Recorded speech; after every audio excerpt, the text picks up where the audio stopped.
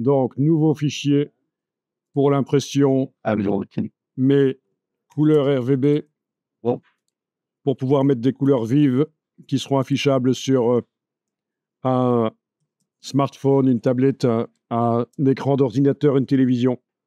Je vois ça fonctionne. Donc, menu fenêtre, texte en image vectorielle. Je crée une icône. Je ne vais pas lui donner un style de référence, mais on pourrait. Il vaut mieux lui donner son propre style à nous. Hein. On ne va pas demander de faire des illustrations dans le genre d'un artiste, surtout si l'artiste n'est pas mort. Et de toute façon, il y a des ayants droit, vous voyez ce que je veux dire. C'est le côté un peu obscur de l'IA, de copier des styles. Les paramètres, je vais tenter minimaliste et je vais créer un hamburger. En principe, on est censé faire ça au départ d'un rectangle qu'on a créé et ça va remplacer le rectangle sélectionné. C'est juste pour lui indiquer la taille de ce qu'on souhaite faire. Je clique sur Générer.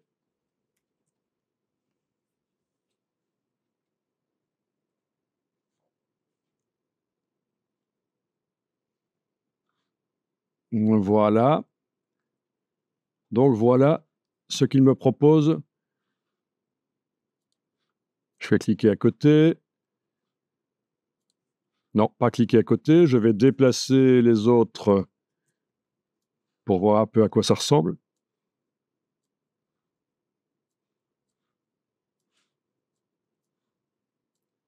Donc ça, c'est ce qu'il appelle des icônes.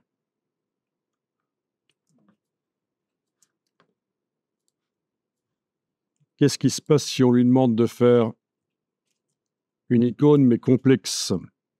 Toujours sur le simple prompt hamburger.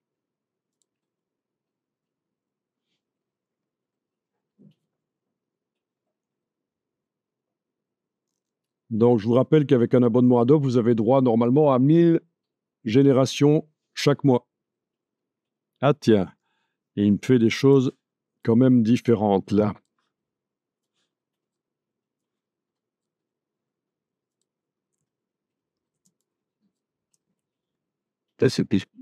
Oui.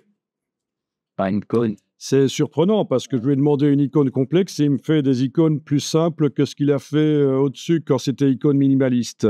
Peut-être c'était pas très icône. Alors, sujet, oui, c'était pas très icône. Alors, si je prends sujet au lieu de icône, sujet minimaliste, on va voir ce qu'il va nous faire.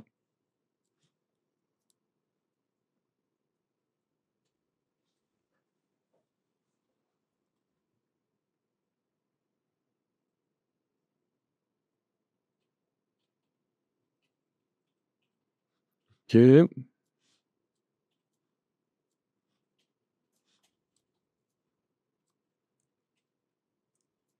Voilà, ça ressemble à ça. C'est plus une illustration ici. Bien. Alors, donc j'ai fait quelques tests et je vais décider ce que je vais utiliser pour la démonstration. Je pense que je vais aller vers les illustrations avec quelques couleurs différentes, mais malgré tout pas trop complexes. Parce que là, il y a quand même beaucoup de couleurs différentes. C'est pas mal, mais pour la démonstration, quelque chose de plus flat design comme ça, ce sera bien. Donc, je vais sauvegarder le fichier et le mettre sur le serveur pour certains qui n'ont pas réussi à générer. Ouais, donc l'image que je vous ai fournie, il ne faut pas l'importer, il faut l'ouvrir. Si vous l'importez, ce sera inaccessible ce qui est à l'intérieur, ce sera comme une image importée. Donc la règle, c'est je veux amener des vecteurs dans Illustrator, je les ouvre, puisqu'Illustrator traite les vecteurs. Je veux amener des pixels, je les importe, puisque Illustrator ne traite pas les pixels. Voilà. Et dans Photoshop, je veux amener des vecteurs dans Photoshop, je les importe, puisque Photoshop ne fait pas des vecteurs. je veux ouvrir des pixels dans Photoshop, ben, je les ouvre, puisque Photoshop fait des pixels. Voilà, c'est toujours ça. Quelle est la nature de ce que fait le logiciel? Ça vous indique si vous devez importer ou ouvrir. Après, il y a des exceptions en fonction de ce qu'on fait, évidemment. Et donc voilà, vous devriez normalement avoir, même si ça a été généré par intelligence artificielle, ce ne sont jamais que des formes dans la palette des calques, comme si elles avaient été faites manuellement.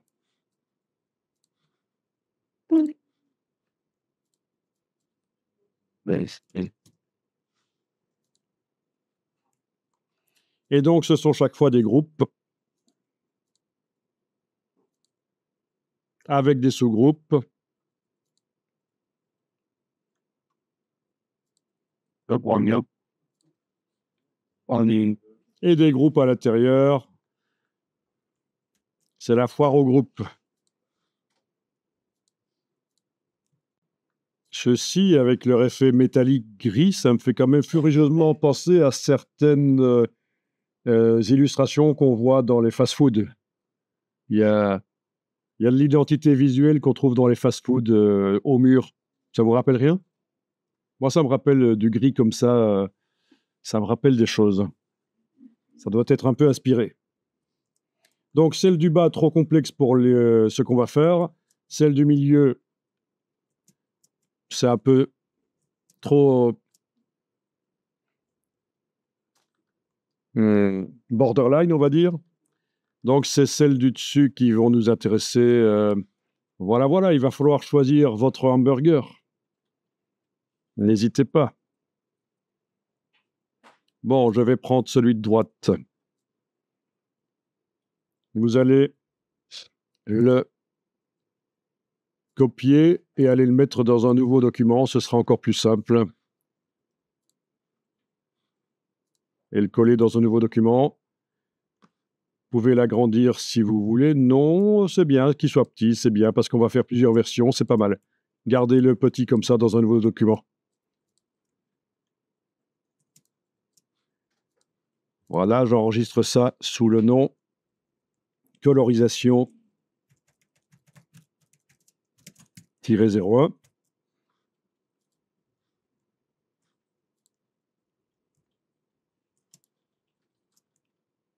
Donc, dans un premier temps, je vais utiliser des choses qui existent depuis longtemps dans Illustrator.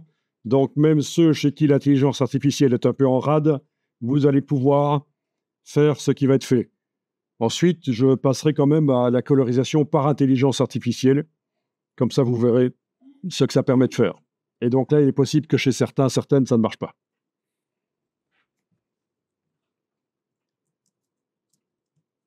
Donc, je sélectionne avec la flèche noire et je vais faire une copie et je vais travailler sur la copie ici. Oui, parce que je vais régulièrement aller dupliquer l'original qui est là, mais je travaille sur la copie chaque fois à côté.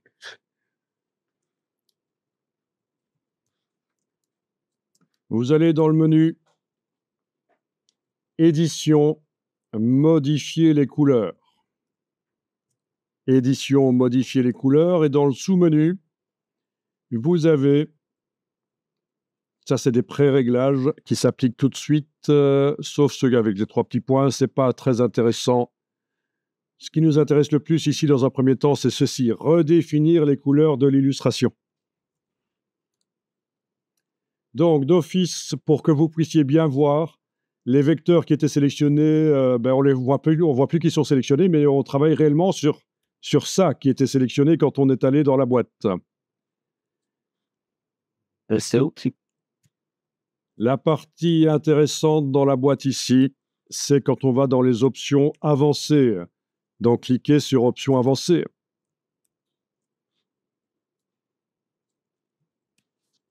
Donc, ici, à cet endroit-ci, vous allez dans le petit menu et vous allez choisir en bas correction globale. Et grâce à ça, vous allez pouvoir, comme dans Photoshop, modifier l'illustration avec les curseurs. Donc, la saturation, comme vous voyez, la luminance, la température couleur, la luminosité. Bonne. Ça, c'est une correction intéressante. On peut désaturer, donner un côté vintage, éventuellement modifier la luminosité, l'ambiance, couleur, la température. Donc ça, c'est super intéressant pour modifier ces illustrations, de pouvoir faire comme ça.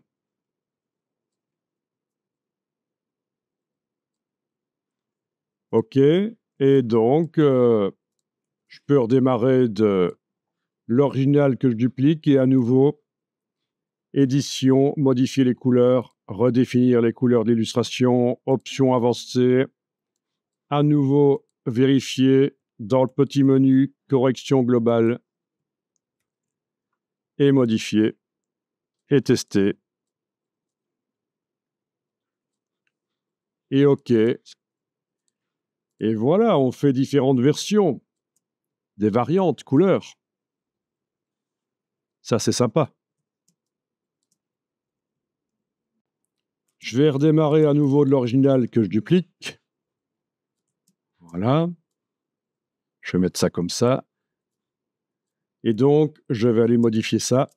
Oui, il faut quand même que je zoome assez bien dessus pour quand même voir ce que je fais. Parce que là, les fois précédentes, quand j'étais allé dans la boîte, je n'avais pas assez zoomé, et donc j'étais coincé, c'était affiché en petit sur l'écran, ça me dérangeait, un début de malaise se développait chez moi. Non, je rigole. Allez, menu édition, modifier les couleurs, redéfinir les couleurs d'illustration, options avancées. Cette fois-ci, on ne va pas aller là, je pense qu'on a compris comment ça marche. On va pas aller dans le petit menu là, enclencher correction globale. Donc le petit V n'est pas en phase de correction globale, c'est très bien. Et vous avez toutes les couleurs de l'illustration qui sont là. J'aime autant vous dire que si vous avez une illustration complexe, la liste va être un peu longue et ça va être difficile à gérer. Mais là, c'est quand même assez facile. On a quand même clairement la couleur du steak là. Voyons ce qui se passe quand je l'active. Si je joue sur les curseurs teinte, saturation, ben je modifie seulement cette couleur-là. Intéressant. Donc teinte, c'est balancer sur la roue chromatique la couleur, luminosité. Ah ben voilà, c'est du steak à la betterave. Super. Et voilà, comme ça, chaque couleur peut être modifiée éventuellement. Donc voilà, ça indique que cette couleur-là a été transformée en ça. Bien. Ouais, on va pas aller plus loin ici, c'est quand même assez puissant. Je clique sur OK. Voilà, voilà. Après, je peux dupliquer ce que j'ai obtenu là et réessayer. Donc sur mes steaks betteraves. Édition, modifier les couleurs, redéfinir les couleurs d'illustration, options avancées. Voilà. Ah ben voilà, la couleur betterave est là. Donc, je peux encore aller ajuster.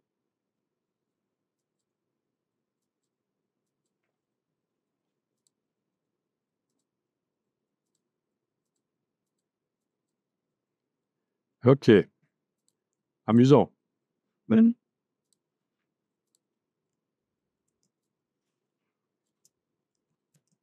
Donc tout ceci, ça reste des corrections couleurs gentilles. On améliore l'illustration, mais on n'est pas dans le déjanté. Le déjanté, il arrive. Je redémarre de mon original que je vais dupliquer et je vais travailler au départ de ça. Donc, édition, modifier les couleurs, redéfinir les couleurs d'illustration, options avancées.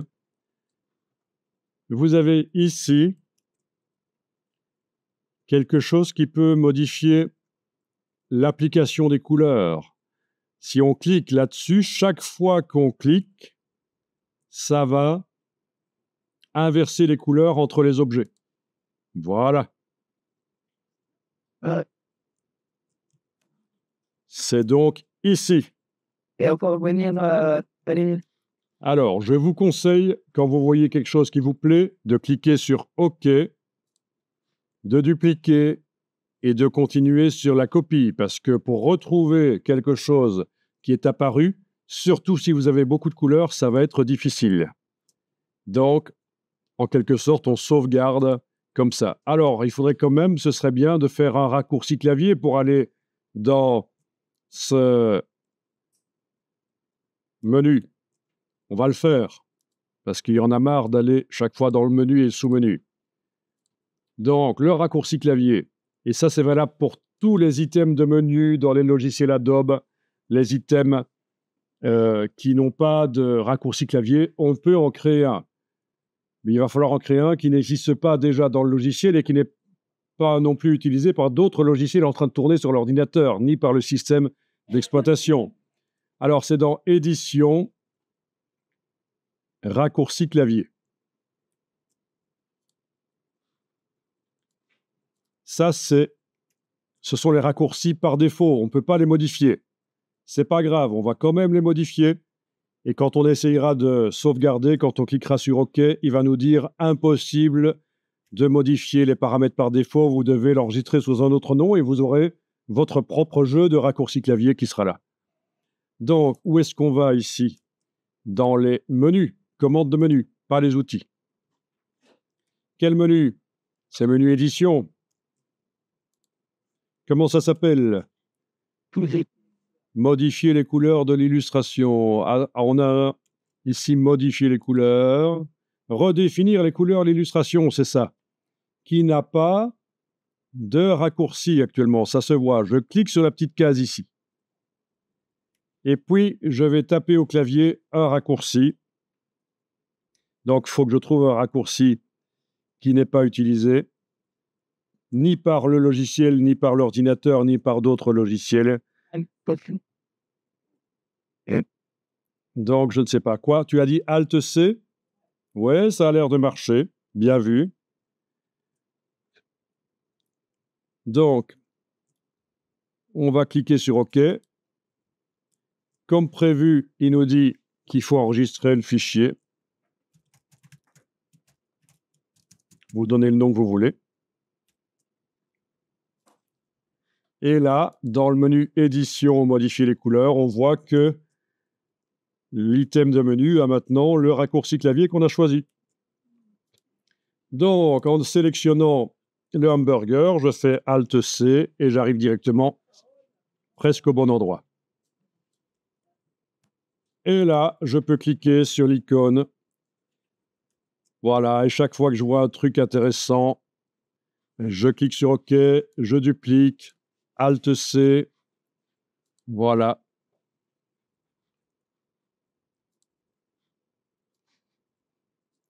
Alors, en plus d'échanger les couleurs, vous pouvez amener de manière aléatoire des variations de saturation et de luminosité. C'est en cliquant là. Donc, les couleurs vont rester les mêmes que ce que je vois là, mais ça va être plus sombre, plus clair, plus saturé, moins saturé. Vous voyez, ce qui est vert reste vert, mais c'est parfois du vert clair, parfois du vert foncé. Ah, il y en avait un qui était bien, mince, et j'ai cliqué. Ah, qu'est-ce que je suis stupide. C'est ça le problème. C'est que parfois, on a des choses qui sont super chouettes. Voilà, celui-là me plaît bien. Donc, je clique sur OK. Je duplique avec la touche Alt. À nouveau, je peux aller tester. Vous voyez la logique, c'est bien. Évidemment, ça fait des couleurs un peu décalées. Donc, je peux recommencer l'inversion des couleurs, etc. Ah, il y a même du bleu là-dedans. OK.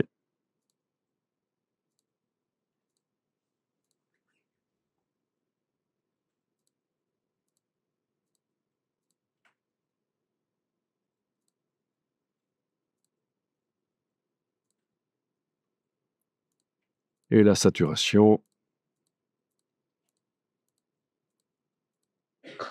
OK.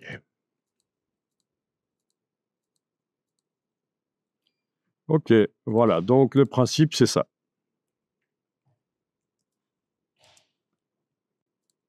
Bon, à peu près la même chose, mais différent. Je redémarre de mon original que je copie. Et puis, Alt-C, option avancée. Sauf que ici, je vais dire que certaines couleurs ne doivent pas changer. Qu'est-ce qui ne va pas changer? Qu'est-ce que je veux changer déjà? La couleur de la salade et la couleur des tomates, je veux les changer, mais pas le reste. Donc, tout ce qui est ici, couleur du pain, je vais enlever la flèche. Le vert, c'est la salade, je laisse les flèches. On a du gris quelque part. Ok, il ne va pas changer non plus. Le gris ne va pas changer. Voilà. Qu'est-ce qui va changer? Qu'est-ce qui ne doit pas changer? La couleur de la viande. Ok, donc j'ai la flèche pour les tomates. J'ai les flèches pour les salades. Et c'est les seules flèches que j'ai. Ah, le blanc. Il y a du blanc aussi. Ah oui, les grains de sésame. On va les enlever aussi. Ils ne peuvent pas changer. Voilà. Et là, je peux, par exemple, faire varier l'intensité lumineuse. Les couleurs vont rester les mêmes, mais l'intensité et la saturation, voilà. Seulement des tomates et de la salade.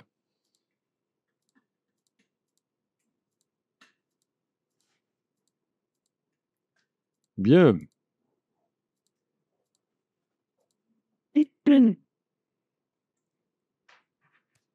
Donc, on peut bloquer certaines couleurs de l'illustration. Typiquement, dans une illustration, s'il y a du noir et du blanc, on va bloquer les deux, noir et blanc, parce qu'en général, on veut que ça reste noir et blanc. On va transformer la flèche en une petite barre. Bon, bah ici, vous pouvez aussi double-cliquer et choisir une nouvelle couleur. Voilà. C'est pas interdit. Ok, donc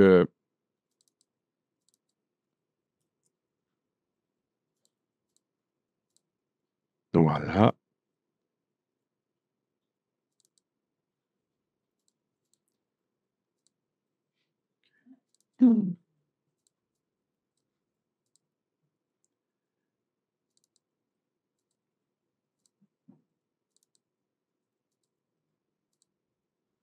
Bien, je vais cliquer sur OK, dupliquer ça, redémarrer sur ce design. Alt-C, option avancée. Voilà. Qu'est-ce qui ne bouge pas ici? Ça. Ben oui, quand on a beaucoup de couleurs, ça ne va pas être évident. Voilà. Donc à nouveau, ce qui était tomate et qui maintenant est rose, et ce qui est salade, je vais pouvoir faire même des inversions. Oui, le défaut ici, c'est ça, qu'ici, il y a de la matière, là, il n'y en a pas. Oui, après, une fois qu'on a chipoté, on peut corriger, évidemment, hein. Oui, oui, oui. Voilà, vous avez vu le principe. J'étais tombé sur quelque chose de pas mal et finalement, j'ai passé outre, mais j'ai un petit problème avec l'ordinateur ici, comme vous savez, pour l'instant. Et donc, dans mon cas, quand je vois quelque chose de bien, il faut que je clique et puis que je m'éloigne pour que ça marche. Ok, on va dire que ça, non. Ok. Ah, il est bien juteux, ça. Oh. Ah. À la place de la salade, c'est des tranches de fromage en forme de salade. Mais quel concept, moi je vous dis, quel concept. Génial. Sans vouloir me jeter des fleurs, le concept du hamburger entièrement gras, 100%, c'est quand même, fallait le trouver. Ça va avoir un succès fou auprès des jeunes, ça. Bon, maintenant que vous avez compris le principe, on va aller plus loin. Dans la palette nuancier, vous avez des groupes de couleurs qui sont déjà là, 2 groupes de couleurs. On va en ajouter. On va aller dans le menu en bas à gauche du nuancier, chercher entreprise, par exemple. Vous avez une palette avec des groupes de couleurs qui s'affichent.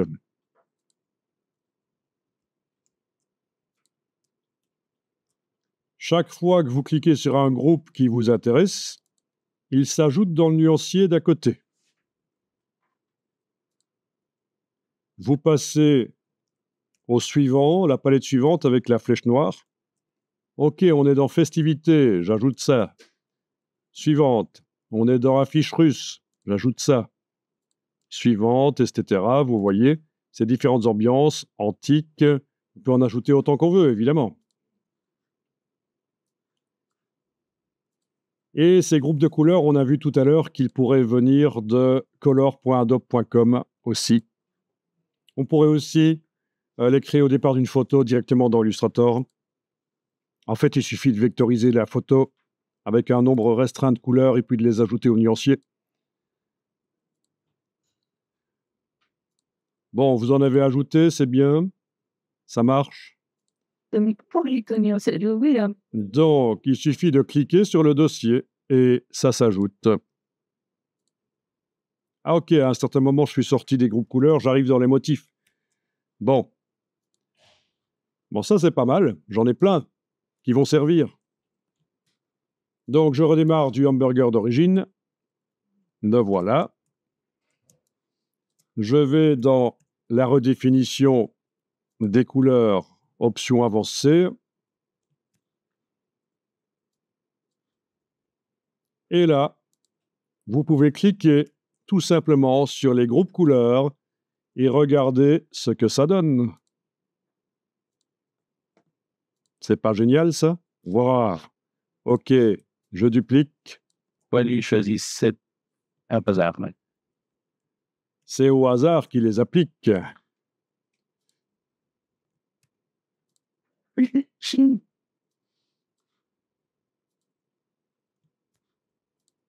Et donc ça, c'est intéressant parce que ça permet d'obtenir des choses intéressantes, voilà, comme ça. Bon, imaginons que celui-là, je trouve génial. Je vais le dupliquer et par la méthode qu'on a vue avant, je vais tenter de voir si je peux pas inverser les couleurs, faire des variantes de luminosité. Voilà.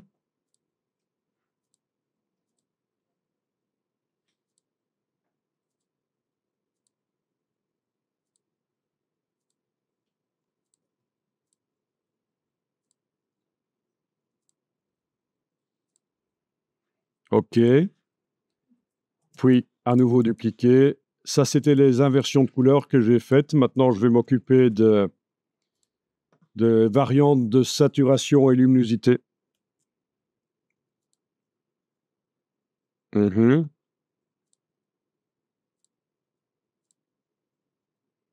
Amusant. OK, voilà. Donc, c'est le principe.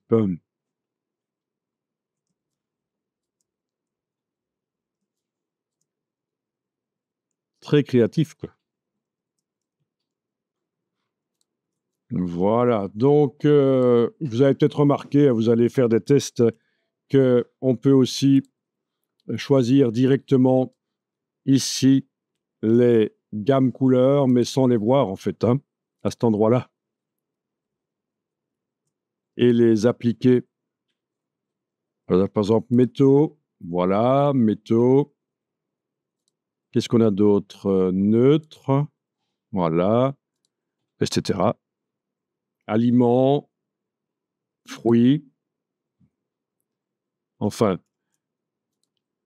voilà, c'est possible de choisir aussi comme ça. Article pour enfants. Forcément, c'est saturé. Je ne sais pas si vous êtes au courant, mais les enfants voient plus de couleurs que les adultes. En grandissant, on perd notre capacité à voir certaines couleurs. Voilà, etc. OK. Et quand j'ai quelque chose de bien, je duplique. Après avoir cliqué sur OK, je retourne et je reteste. Enfin, vous avez compris le principe. N'espérez pas retrouver facilement quelque chose de bien que vous avez vu. Il vaut mieux cliquer sur OK, dupliquer et redémarrer sur la copie.